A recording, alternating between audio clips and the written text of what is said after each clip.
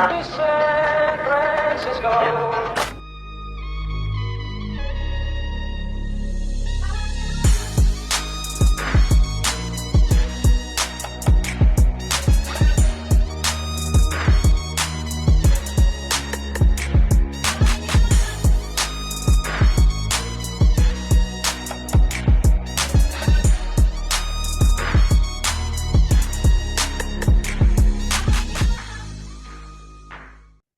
All right, you guys, you know what it is. This episode 39 of Inner Demons, and without further ado, I'm going to get straight to it. So check it out, you guys. I told you guys at the closing of episode 38 that my time or my experience in the Corcoran SHU wars had pretty much come to a close once I got into it with Slick from F Troop and I was put on walk alone. Once I got put on walk alone that last time by the lieutenant, and then it got affirmed from committee, I pretty much knew that I wasn't going to hit a yard again, and I wasn't going to participate in the Corcoran SHU wars from that point on, at least during that parole violation. I had no concept, no idea how long the Corcoran SHU wars were going to go on at that time. I didn't know if they were going to go on for another year, another 2 years, another 3, 5 years, or just indefinitely. I did not know. Nobody knew. The investigation was just heating up at that time. I told you guys that there was a sergeant and a lieutenant, that those were the ones that were considered the whistleblowers. Those are the ones that pretty much pulled the plug and had started to see things that they didn't agree with, that conflicted with their beliefs as military guys, as guys that really took their job as correctional officers serious. They seen that it was a blood sport, and they seen that people's fathers, sons, kids, brothers, that guys were going out there and they were getting killed for what they believed in, and it was wrong because CDC were the ones that were fueling that whole situation, and they understood that, and they tried to stop it. They tried to stem it from, from a administrative level within the department or within, California Department of Corrections, but they got shut down at every stop. Right there in Corcoran, the warden and everybody else that were in cahoots shut them down right there. They went to Sacramento and they got shut down. So they knew that they had to go outside the department, get the FBI involved, and that's what they did. But at that time, I had no idea how long the Corcoran SHU wars were going to go on for. So I told you guys after the first few times that I got put on CTQ, 10-day CTQ, that was the program. You went out, you got your thug dizzle on, you fought, then you got put on 10 days CTQ, you pled guilty, went back out, fought, got put on 10-day CTQ. That was the routine. But even then, when I got put on 10-day CTQ, I felt like the kid that wasn't invited to the party that had to stay home and watch through my window. That's how I felt, stuck in the cell. There was nothing I could do about it. It was beyond my control. That was the program. There were a lot of other guys that were in the same situation. We wanted to go out there and help our team. We wanted to participate, but we couldn't do it. We couldn't do it. The first time I got put on walk alone for that 30-day period, it was almost like I had to go through a depression. I dreaded being in Corcoran. I just wanted to get the fuck up out of there. However, the last time I got put on walk alone, I made the best of it, just like I do anywhere and everywhere they sent me when I was in prison. It didn't matter where you could send me, what environment, Pelican Bay, Corcoran, Salinas Valley, what SHU, what hole, I made the best of it. I acclimated myself, and I got myself into a program, into a rhythm, into a routine. That's what you do. You have to have a strong mind being in those type of environments in order to thrive, in order to prosper and continue to get through it. You have to be able to occupy your time. You have to be able to keep your mind stimulated. A lot of you guys, you ask, in some of my Q&As, you ask in some of the lives that I've been on, man, how do you deal with that? Being in the cell for 24 hours a day, day in and day out, 24 hours a day, 7 days a week, 365 a year.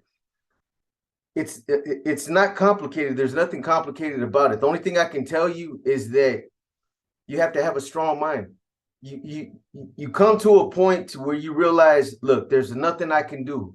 I'm here. I got to make the best of the situation that I'm in, and that's it.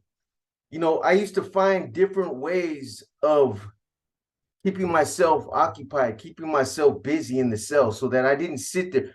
You could sit there with your chin on your chest and dwell on the environment that you're in. You're in the SHU program, you're in prison, you got time, you're going to be there for a while, you're away from your loved ones, your family, your girl, your kids. You can dwell on it and it'll eat you up. You'll lose weight, your fucking hair will fall out, your hair, if you have any left, it'll turn gray. It'll kill you. Stress. Or you can do what I used to do. I used to always tell myself, remind myself, man, bro, this is a bad situation. It's fucked up, but it could always be worse. There's somebody that's in a worse situation than you're in right now. There's somebody with life. There's somebody that's on death row. There's somebody that's not getting out. There's somebody that's just in a worse situation. Don't got nothing. They're in a, you know, they're up against adversity in the rawest form possible, and they're worse off than you're in the situation that you're in. So, you know, I used to remind myself of that, and whenever I would find myself allowing myself to stress out on any level, I would remind myself of that right there. I'd pick myself up, dust myself off, and keep it pushing. But seriously, you guys ask what kind of things I used to do in the cell to keep myself busy. If I had to ball up a fucking piece of paper and make a basketball hoop out of a paper bag and sit there and throw hoops all day or for an hour, that's what I would do. If I had to try to draw, teach myself how to draw, that's what I would do. I read, I learned how to, you know, I learned how to draw when I was in there. I was always studying different things. Reading was something that I used to do a lot to keep myself occupied. I used to work out a lot. I would clean the cell. I do spring cleaning fucking 10 times a week. Whatever I had to do, I would, you know, there was some times where I would think of different kind of projects to put together, and I would work on that till I got burnt out. I'd play chess. I mean, there's different things that you can do, but you sit there and you got that idle time. That's what's gonna stress you out. You know, in the SHU program, especially Corcoran, like I said, I know it's redundant, but you know, that place right there broke a lot of people, and it's designed to break you. Just being in the SHU by itself, being there locked up, isolated in that environment, that's designed to break you. You want to be around other people. You want to be out and free. You know, you want your freedom, be able to move around, but you're locked up. You can't go nowhere. You're stuck there to deal with the circumstances you're in. So, you know, you got to find ways to deal with it. But, you know, I don't understand. This is one thing I never understood. Why guys wanted to stay in Corcoran. I dreaded Corcoran. Why guys wanted to stay there, I could never understand. I think it's called triple CMS or something like that. But there's some kind of program that you get on, you play JCAT, they put you on fucking medication. And when you get on that, they keep you in Corcoran. If you were validated and you had an indie tournament SHU program, if you got on triple CMS, it stopped you from going to Pelican Bay. A lot of dudes did that because they wanted to stay in Corcoran. You know, I said this before, I hated Corcoran. I hated everything about Corcoran, not just the SHU wars, because even later on, years later, when I would end up in Corcoran and I would go through there just on some other parole violations and the SHU wars were no longer happening, they had the dog cages out there. I just hated the design, the way that Corcoran was built, the program, the way that the sections are. Like Pelican Bay is small. You got 8 cells in a section, and those are the 8 cells that that's your community right there. Those 8 individuals. So it's smaller, it's more personal. You guys are more, you know, you guys interact more like that, and you get to know your neighbors and everybody in the pod. And it's quiet, it's very respectful. Everybody that's there is somebody. You're there for a reason. They don't send you to Pelican Bay SHU program for no reason. I mean, they send guys like sometimes they send J-Cats up there that will assault a staff member or will assault another inmate or somebody that stabs somebody, but everybody's there for a reason. So, you know, you're gonna have your riffraffs coming through there, but majority of the cats that are there, they're hooked up, they believe in something, and you know, they're most of them are laced up where they're game tight, they carry this so respectful. They understand respect, tier etiquette, they understand things like that, PR. They think a lot like, you know, they think a lot like us. We all think a lot like each other when we belong to these criminal organizations. That's what I liked about Pelican Bay. So I could never understand why guys avoided Pelican Bay. Maybe it's because some of the people that were up there, you know, it's not like I like talking about this fucking clown, but Lencho was one of the only C's, one of the only NF members that I knew that was on triple CMS that avoided Pelican Bay. And I honestly think it was because he was avoiding Sleepers, his co-defendant. Sleepers didn't like him. Sleepers was laying in the cut waiting for that fool to drive up to Pelican Bay. So, you know, I never even, I only heard Lencho go to Pelican Bay one time in the 90s. He went up there one time and then he got on triple CMS. It should have been banned. C's shouldn't be allowed to do that. I mean, everybody should have been required to tap into Pelican Bay, but I don't know. That was his thing. But you know, I could do time up in Pelican Bay. I could do my time like that. I got used to doing time like that. It didn't bother me. If I had life in prison, I wouldn't mind doing it in Pelican Bay if I had to. I wouldn't want to be out there on the SNY yard. I wouldn't want to go through that. It's just, you know, I know myself too well. I would not be able to live out there amongst some of the individuals, not because I think I'm better than anybody, nothing like that. It's just the way that I am. Even though, regardless of the fact that I was in good or bad standings, it didn't matter. It didn't change me as an individual. I still carried myself a certain way. I still conducted myself a certain way. I still believed in things, and that didn't change. And I know it changes with a lot of individuals. It seems like that's the only thing that keeps them together is them being active. As soon as they fall off and they go on that other side, all the J-Cat comes out, all their true colors comes out. But that wasn't me. But anyway, I'm getting off track. So, you know, that's how I used to occupy myself. That's how I used to, you know, make the best of my time. And I would always remind myself that I got a date and, you know, 4 months, 5 months, 6 months, whatever it was. I ended up pulling an 18-month violation on that violation right there because of the physical altercations that I got into. Anyway, like I said, all good things must come to an end. You know, I wish I could talk more about Corcoran and continue to tell you guys, you know, about more of the fights that took place up there. But you know, I can only speak on the experiences that I personally went through, the things that I seen. You know, I seen a lot of other dudes go out there and fight. Like I said, you would see them go out, and a lot of times they come back in, and you wouldn't even be able to tell that they were in a fight.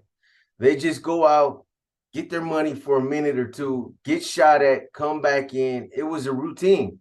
It was routine. It was all business, and we all understood that. But eventually, I would end up paroling.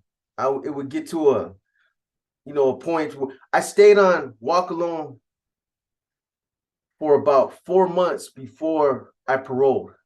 From that point on, it was about 4 months, and like I said, I made the best of it. I went out to the yard at like 3 or 4 o'clock in the morning, and You know, I got my workout out the way, out there on the yard. They come by, give me my breakfast. Sometimes it'd be 2, 3 o'clock, 4 o'clock at all hours of the night. A lot of dudes didn't want to go to yard. There was a lot of motherfuckers that ended up on walk alone, but most of them would pass. I ain't going out there at 3 o'clock in the morning. Fuck that. So, you know, for us, it was always mandatory. Yard, suited and booted, rain, snow, shine, it didn't matter. You had to go out. So, you know, I went out, I made the best of it. I got into a rhythm, and after a while, it wasn't so bad. Now, even though I knew I wasn't going to hit a yard again, even though I knew it was pretty much over, you know, and eventually once you're put on walk alone for the duration, the COs, they end up, you know, knowing that you're on walk alone, and it gets around.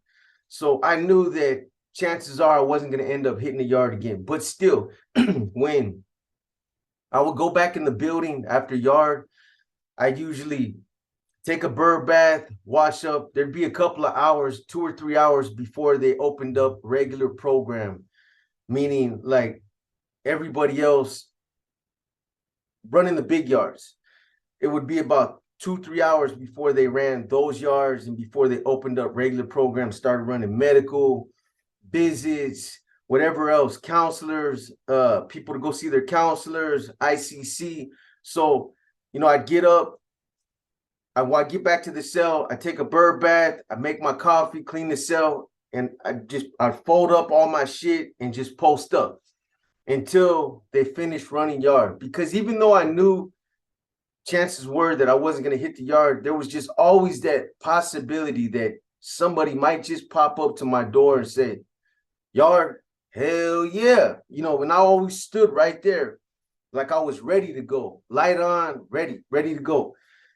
So, you know, somebody could either pop up and ask you that just doesn't give a fuck, or they want to see a fight, or somebody that doesn't know. But it never happened. It never happened. Nobody ever came and asked me if I wanted to go. I didn't get let out by an accident, nothing like that.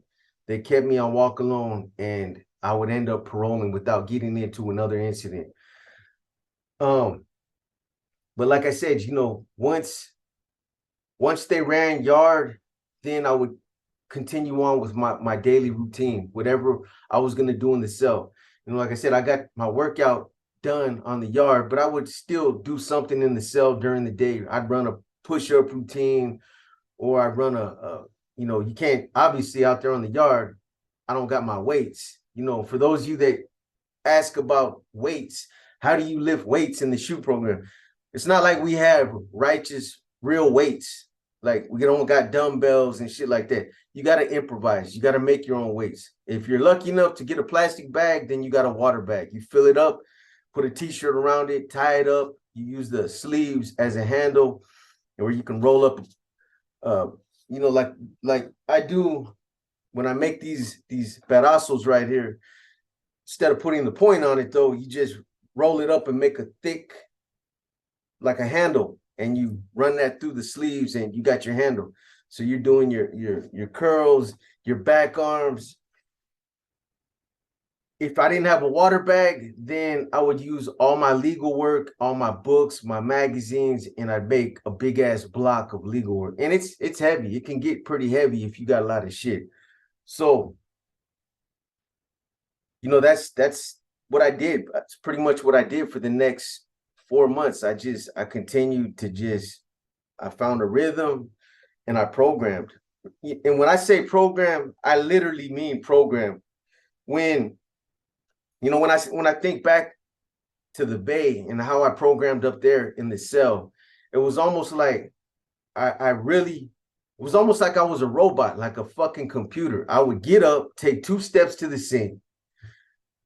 I mean, literally, take a couple steps to the sink the same way every morning, brush my teeth, spit in the toilet, finish washing up, run the water, make my coffee, take my towel, put it in the toilet. That's what everybody does before you guys say, what are you talking about? Put your towel in the toilet. I put a floor towel. I'd have a floor towel.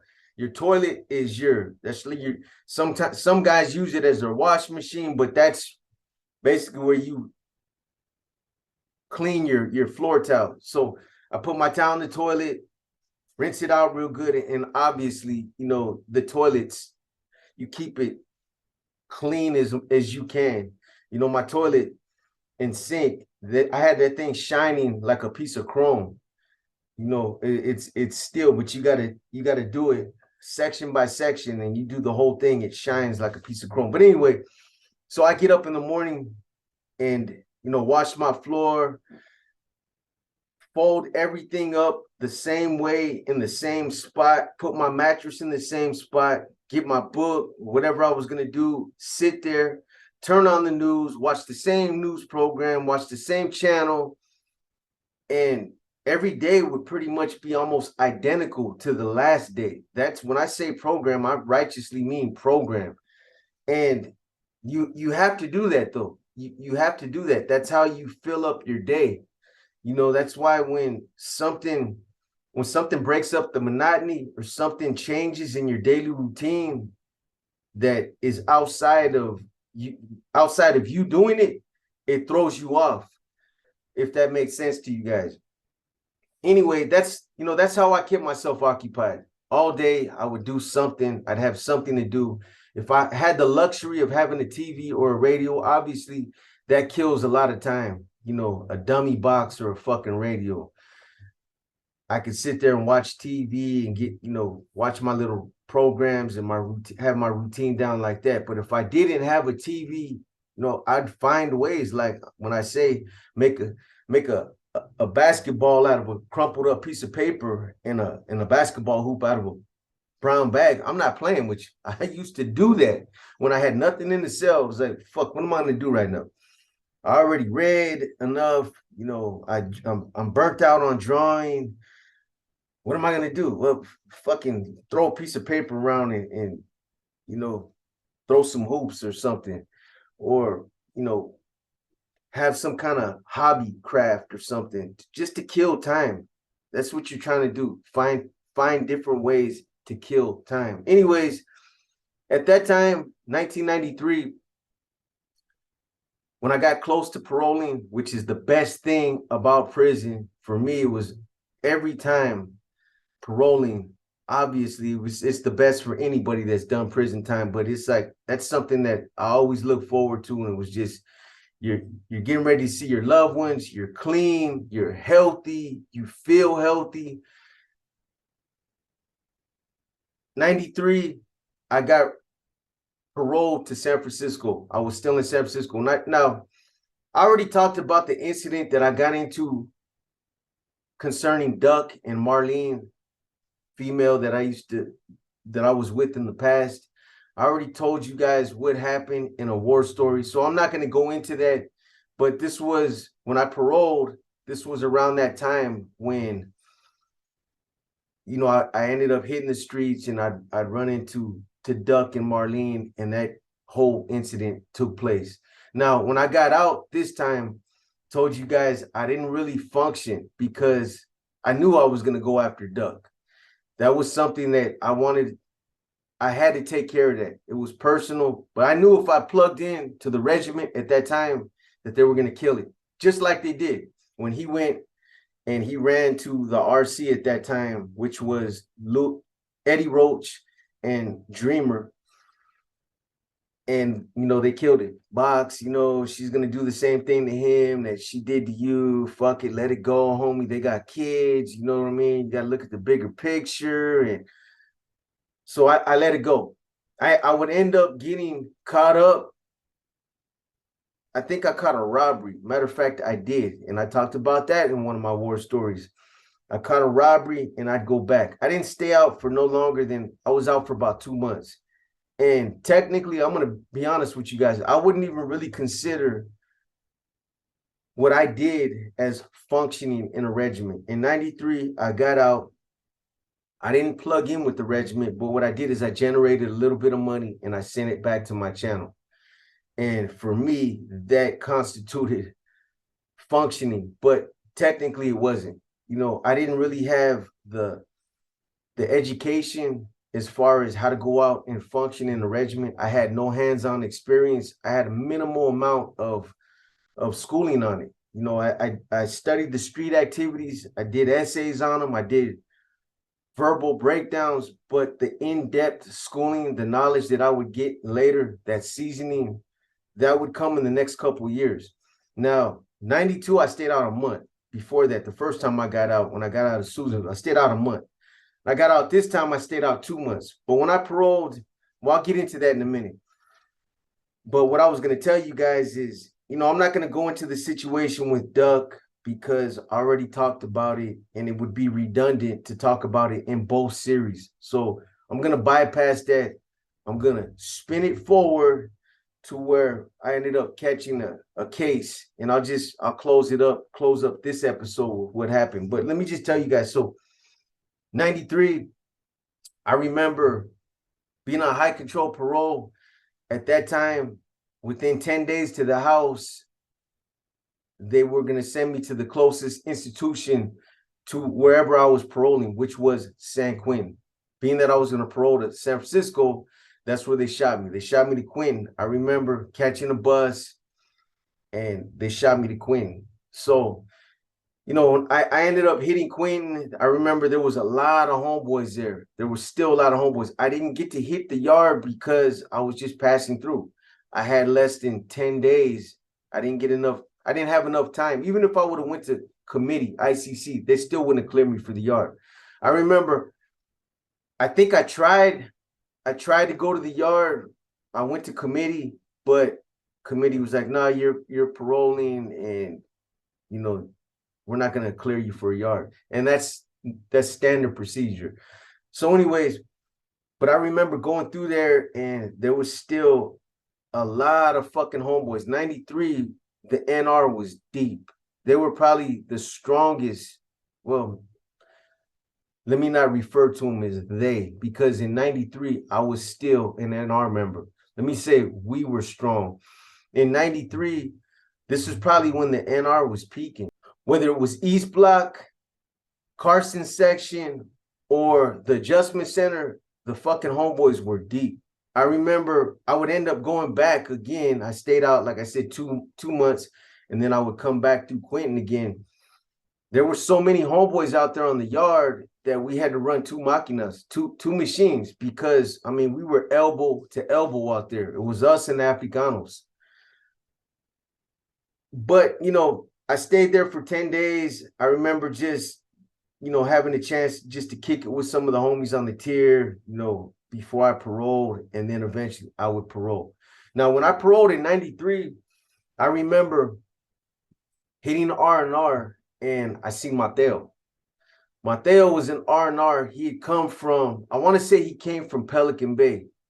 I think he came from the Bay, but he was there in R&R, and, you know, we ran into each other, and he was like, "What's up, bro?" And I'm like, "Man, homie, it's been a while." He's like, "Yeah, bro, they brought me down. I was supposed to parole, but fucking Monterey County they got a warrant for me." He's like, "It's all bad, man." I didn't get a chance to talk to him about the circumstances of what he was looking at, but from what he was telling me, I pretty much kind of knew, because he told me, he was like, "Man, it's all bad," you know. And you know, for those of you that might know his history, Mateo had a couple hot ones under his belt, and you know, he'd gotten away for a while until later on he was told on. Like a couple years had went by since he had those bodies, and you know, then eventually they would end up slapping him with charges and bringing him back, and he'd go to trial on him, and he's been down ever since. Ever since I seen him in R&R that day. But anyway, I remember hitting R&R that day, and my parole officer was supposed to pick me up, but I'm gonna tell you, man, the COs in San Quentin are some of the coolest motherfucking COs in all the prisons that I've been to, because they're Bay Area COs. Most of them just don't give a fuck. They got that Bay Area swag about them. A lot of them just don't care. My parole officer was supposed to pick me up, but they were like, you know, I knew a couple of the officers that worked in R&R, and they were like, man, your parole officer's supposed to come pick you up. And he's like, you want to wait? And I'm like, hell no. He's like, fuck it. I'm going to throw you on the van with everybody else. And, you know, I'm going to drop you off at Marin County, or not Marin County. We're going to drop you off at the bus station in downtown Marin. Done. Let's do it, man.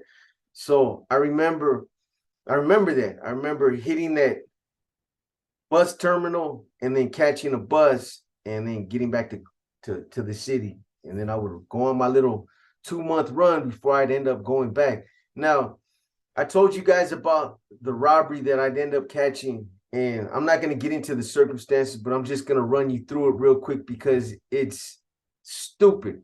Well, no, you know what? I think I already talked about it. Better yet, I just recently talked about it. I think it was in War Stories. It was the robbery where we were drinking Cisco, and I was so faded because I remember mentioning that Cisco is like liquid. It's like some kind of fucking chemicals. And one of you had just mentioned something about that. So there's no sense in me going over it again. But for the sake of War Stories, this is when I got out in 93, this is when I would end up meeting a homeboy from my neighborhood that I would become real tight with. And me and this individual, we ran around in the city wreaking havoc. I mean, me and this cat together, we did a lot of shit together. We did a lot of dirt together.